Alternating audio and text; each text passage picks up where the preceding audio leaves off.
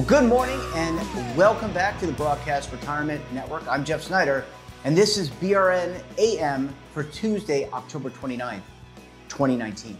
Here are our top stories. There is a huge rise in fraudulent banking app activity.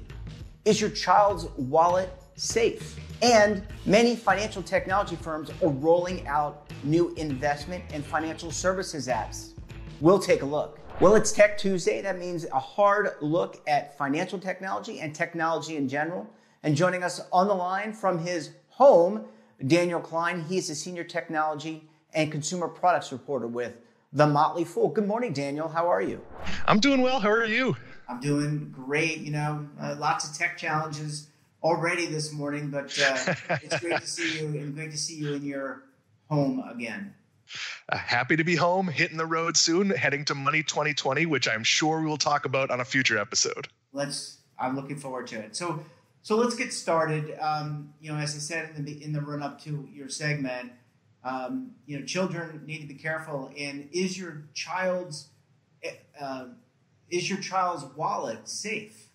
And is it? Well, your child's digital wallet, just to be specific. Their actual wallet could still be stolen by pickpockets or other issues. So the interesting thing now as a parent is you have the ability to share money with your children or access to money in ways that you never could in the past. I'll give you a very basic one. My son has my Starbucks app in his phone. So he can go while we're sitting at Starbucks, I'm working, he doesn't want to bother me. He can go up and get a bottle of water or a bagel or something or whatever it is. And I can see that charge. I can ask him, hey, what'd you buy? I see a $4 charge. I wasn't paying attention. Of course, he could also take that app and buy for all of his friends or the whole school or whoever it is. So I'll go back to this over and over. As a parent, when you share these things, you have to be vigilant, not just monitoring that someone is stealing from them, but also that your kid is using them as intended. You could do something simple like set up an Apple wallet for your child and put his allowance in there. And at stores that take Apple Pay, they could use that to buy things. You can teach a lot of good lessons that way, but you still have to monitor it. You can give your child access to your credit cards in some cases or other accounts, your Amazon account where they could run up a big bill. So there's a dual monitoring. You want to have your kid check on your kid, but also make sure that, people aren't sneaking in behind your kid and grabbing passwords and using your accounts. It can happen. Yeah, it certainly can happen and is happening. And I agree. A lot of it has to come down to the parent monitoring the account. I mean, ultimately they're responsible, right, for their credit card, their for every transaction, and they got to monitor all that. What about Apple, the Apple App Store, the Google Play Store? I think it's called the Google Play Store. Did they bear some culpability or some responsibility to kind of root these things out? Well, so both companies, and I know Apple better than I do Google because I'm an Apple guy. Apple has a very vigorous app vetting process. It's not easy to get an app in the App Store, but a couple of things can happen. An app can move into the App Store that's very secure, and it can get kind of abandoned. And that means its security could get weaker over time. Apple will eventually kick it out or notice the flaw, but there might be vulnerabilities that can be exploited. So what you want to do, and this isn't a fail-safe, but it's generally a good practice, is stick with apps that are very well vetted. If there's a Bank of America produced app, there's a better chance that that's going to be well done compared to just somebody starting an app. Now, if there's an app you see, maybe it's an allowance payer and it looks really useful, do your homework. Is it secure? Does it work? What kind of access does it need to your bank account? And really check these things out. It shouldn't be a problem. These should be safe environments, but I'll give you an example. I have a business checking account, and I won't say the bank that it's with, but the bank no longer supports the app that goes with that business checking account, which is a pure digital checking account. So I use the app as a placeholder. It logs me into their website. Not the best system, probably not the most secure, and something, but am I going to move my business checking account? Probably not. But as parents, we need to really look at these things and decide not just what we're putting on our kids' phones, but you need to look at your kid's phone. I will every now and then grab my son's phone, and sometimes I'll ask him, hey, what's this app you installed? And sometimes I'll ask him, oh my God, what's this conversation you're having with your friend? But that's a totally different story. Yeah, that is, the fallacies or challenges with monitoring technology. Certainly a lot of bank fraud and flaws out there. I think parents need to be vigilant. We all need to be vigilant in today's day and age. And we hate to devote. There's so much going on in technology. We really hate to devote it just to cybersecurity. And we promise the audience we'll get into some really cool things in future weeks. Dan's going to some really cool things. So Dan, I want to shift gears. I want to go to a commercial break. And when we come back, we're going to talk about some of the technology that investment companies are using to help you monitor your accounts, plan out your budgets, etc. So stay tuned right here on BRN AM.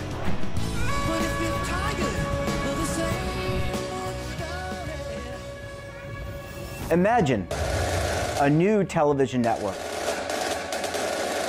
that will make you richer, healthier, and in control of your financial future.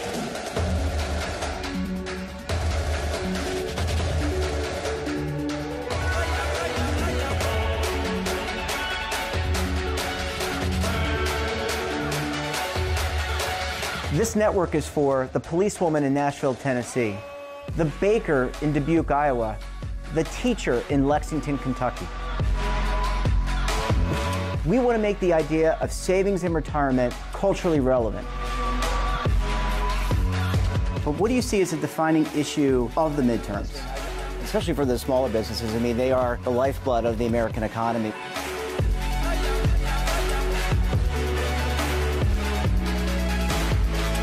Featuring exclusive interviews, current affairs, and docuseries. 33 years old, you retired early. The philosophy is money only matters if it helps you live a life that you love. But you got to start thinking about retirement as soon as you get in. The Broadcast Retirement Network will drive very high engagement with premium partnerships. So this isn't retirement and savings for your parents or grandparents. This is for all Americans. And we're going to change the way you think about money.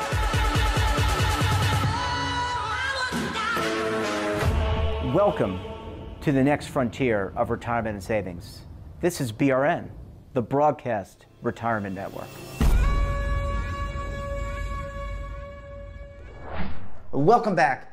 Many technology companies are creating new app and web tools to help Americans plan for their financial futures, save for retirement, and even manage their investments. But are they useful?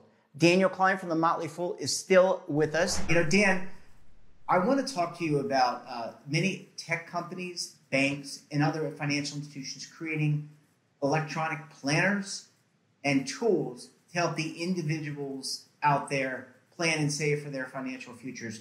Given what we talked about in the first segment, what's your thought about these tools? So this is something I absolutely love because nobody can do enough planning. Most people, especially younger people, aren't thinking about their long-term future. Retirement when you're 30 might as well be a million years away. That doesn't mean you shouldn't be planning for it.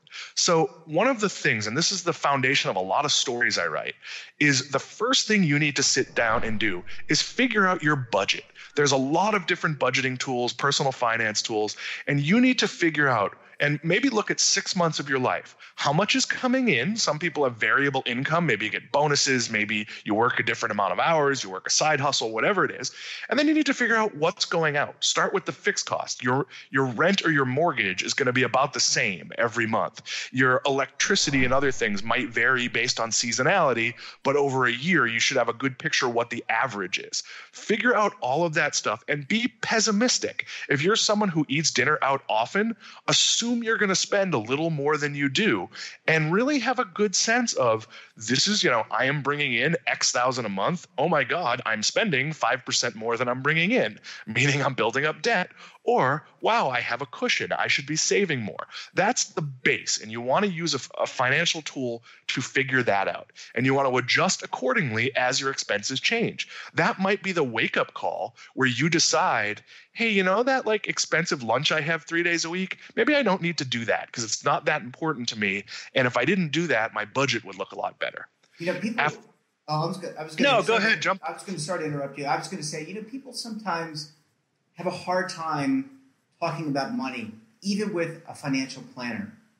Do you think this kind of gets over that hump and allows them to say to themselves, you know what, I really need to check myself here, not take those lunches, get those that Xbox or whatever thing they need or think they need. People have a lot of shame about money, and obviously people want instant gratification.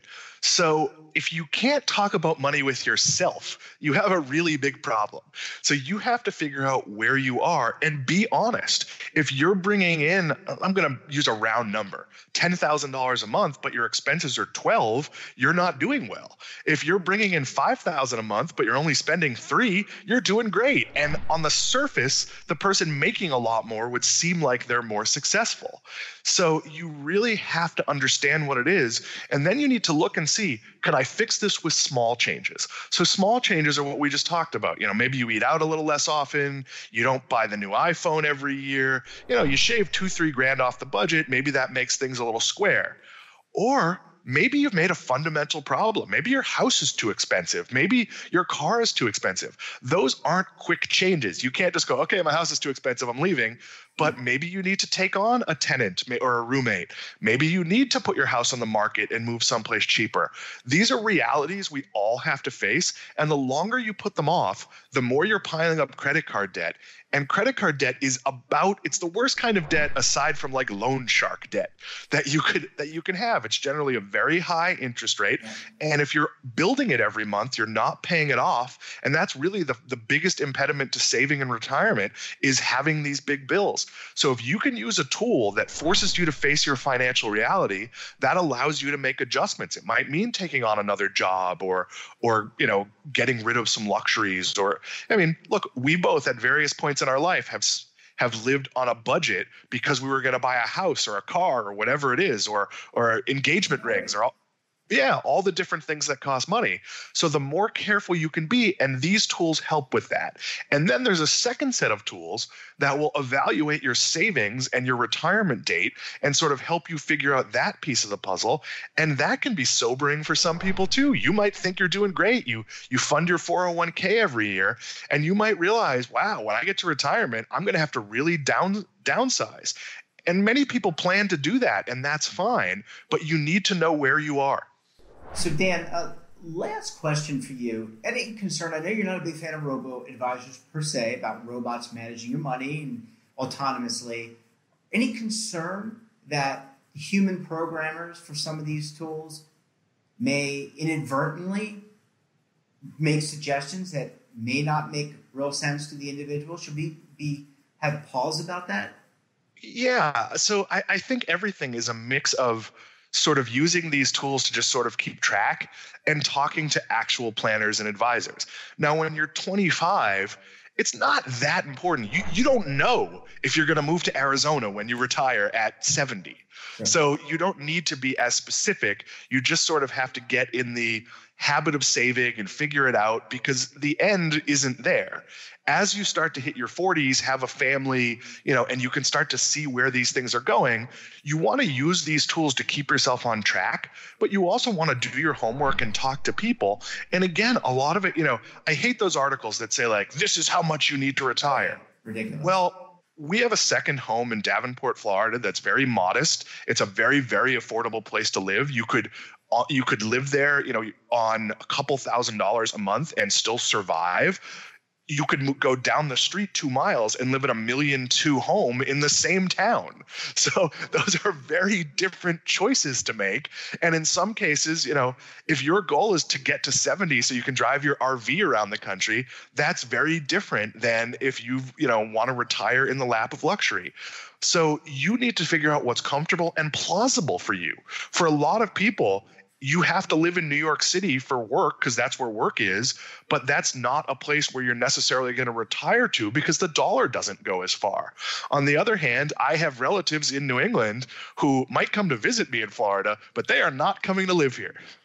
Yeah. Well, good points, Dan, and great seeing you. And I promised the audience, and I promised you, Dan, that we'll shift gears a little bit. We'll go away from the cybersecurity and the fraud angle in technology, and maybe we'll talk about the money conference you're going to, and also the new Disney Plus streaming service. I think that would be incredibly interesting. All the best to you, Dan. Have a great rest of the week. Safe travels, and we'll talk to you very soon. Looking forward to it. And that wraps up this episode of BRN AM. Hey, have a financial topic or someone of interest that you think we should interview? Drop us a line. And don't forget, for all the news in retirement, markets, technology, personal finance, and more, check out today's edition of The Morning Pulse. So until tomorrow, keep on saving, and don't forget, roll with the changes. Oh, and by the way, happy birthday, Mom. I love you.